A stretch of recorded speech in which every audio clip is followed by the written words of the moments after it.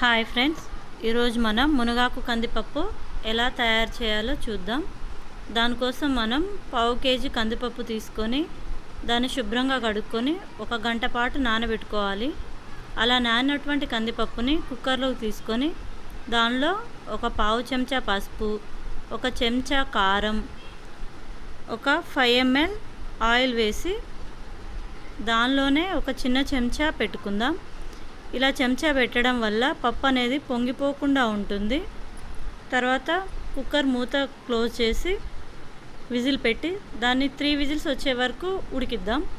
తర్వాత స్టవ్ వెలిగించి గిన్నె పెట్టుకొని దానిలో 20 ml వరకు నూనె వేసుకుందాం.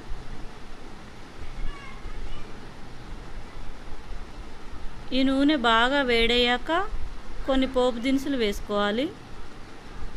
ఈ పోపు దినుసులు కొంచెం చిటపట్లాడనివ్వాలి. ఇవి కొద్దిగా చిటపట్లాడాక 1 ఎండుమిర్చి తీసుకొని తుంపి వేసుకుందాం.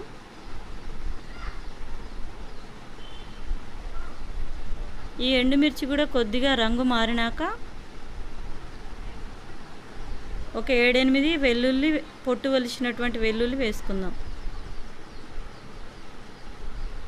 తర్వాత 2 రెమ్మల కరివేపాకు వేసుకోవాలి.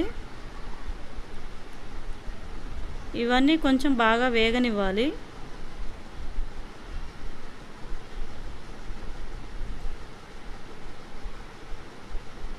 పోపు బాగా వేగాక 1/4 చెంచా పసుపు వేసుకుందాం.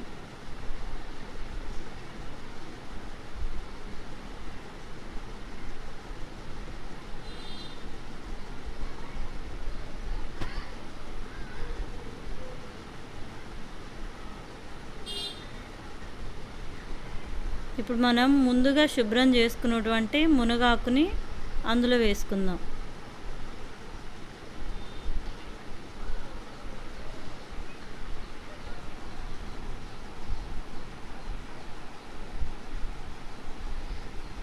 ఈ మునగాకుని కొద్దిసేపు వేగనిద్దాం. ఈ ఆకుని మనం సిమ్లో పెట్టే వేయించుకోవాలి.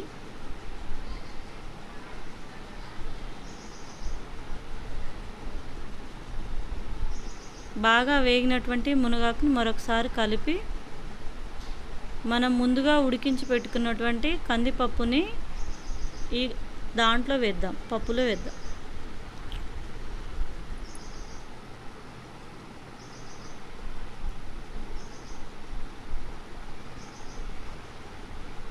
ఇప్పుడు అంతా కలిపి బాగా మరగనివ్వాలి. ఒక 5 నిమిషాల పాటు ఈ పప్పును బాగా మరిగించి